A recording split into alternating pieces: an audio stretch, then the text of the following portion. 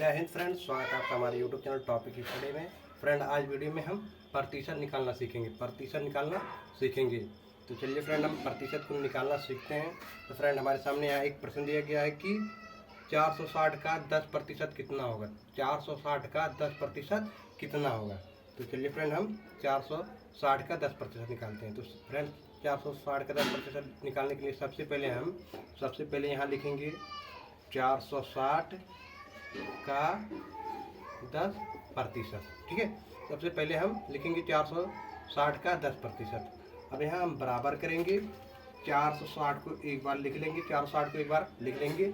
फिर का माने होता है गुणा, का माने होता है गुणा, यानी कि का के जगह पे हम यहाँ गुणा लिखेंगे, का के जगह पे गुणा लिखेंगे। फिर यहाँ 10% है तो 10% लिख देंगे, 10% लिख देंगे। फिर यहाँ हम बराबर करेंगे, 460 को अपनी जगह पे कर देंगे, 460 को अपनी जगह पे कर देंगे और इस गुणे को अपनी जगह पे करेंगे, इस गुणे को अपनी जगह पे करेंगे।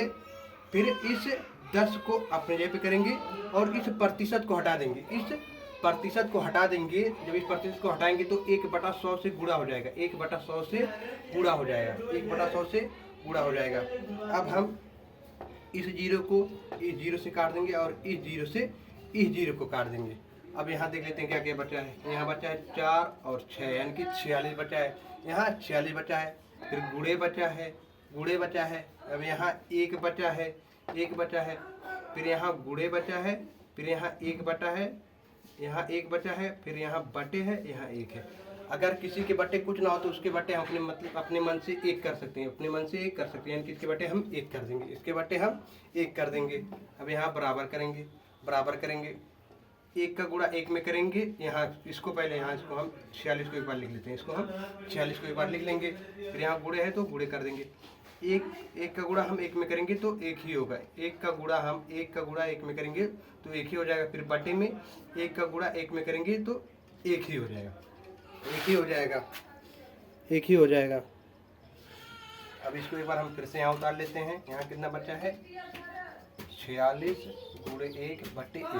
अब देखिए जिसके बटे कुछ ना हो तो उसके बटे अपने मन से 1 कर सकते हैं, जिसके बटे कुछ ना हो तो उसके बटे अपने मन से 1 कर सकते हैं, यानी कि 46 के बटे अपने मन से 1 कर सकते हैं, 46 बटे 1 अपने मन से कर सकते हैं।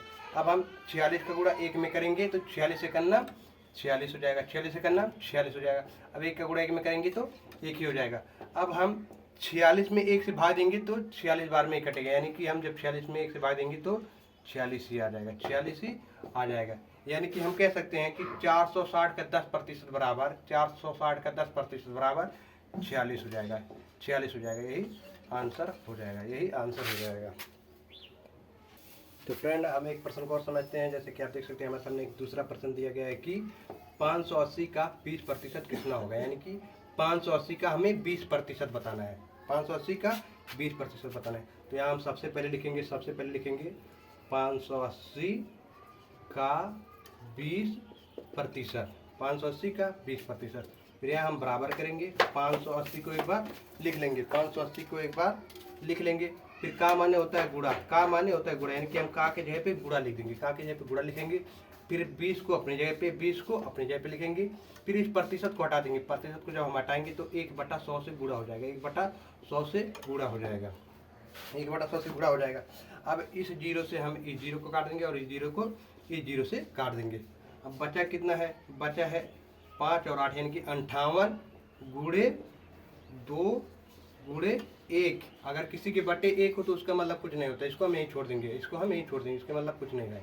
किसी के बटे में 1 हो तो उसका मतलब कुछ नहीं होता है, ठीक है।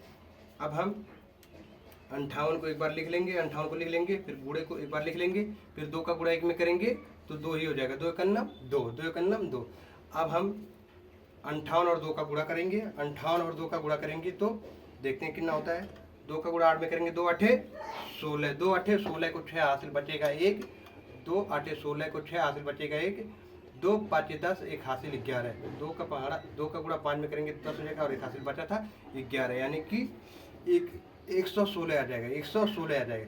यानी कि 580 का 20% बराबर 116 हो जाएगा, 580 का 20% बराबर 116 हो जाएगा, जो कि यही आंसर हो जाएगा।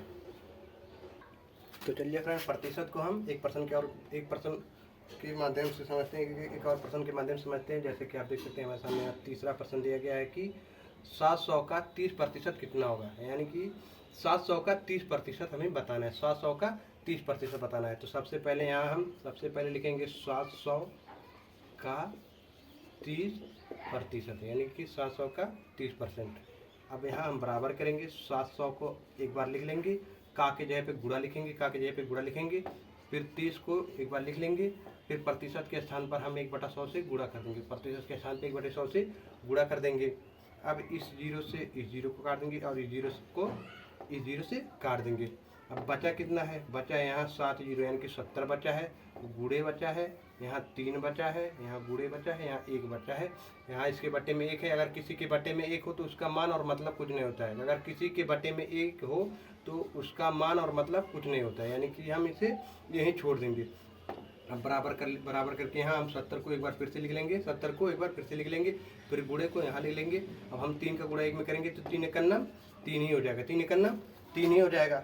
अब बचा कितना है, 70 गुणे 3, यानी कि 70 का गुणा 3 में करना है। 70 का गुणा 3 में करेंगे तो 0 का गुणा 3 में करेंगे तो 0 हो जाएगा, यानी कि जो 0 से टकराता है वो 0 ही हो जाता है, जो 0 से टकराता है वो 0 हो जाता है, यानी कि 3 का गुणा 0 में करेंगे तो 0 हो जाएगा। अब हम 3 का गुणा 7 में करेंगे तो 3 7 21, यानी कि 3 7 21 210 आ जाएगा, यानी कि हम कह सकते हैं कि 700 का 30% बराबर 210 हो जाएगा, 700 का 30% बराबर 210 हो जाएगा, जो कि यही आंसर हो जाएगा। फ्रेंड, इसी प्रकार से प्रतिशत निकाला जाता है। अगर आपको वीडियो पसंद आया तो वीडियो को लाइक, शेयर और चैनल को सब्सक्राइब कीजिएगा।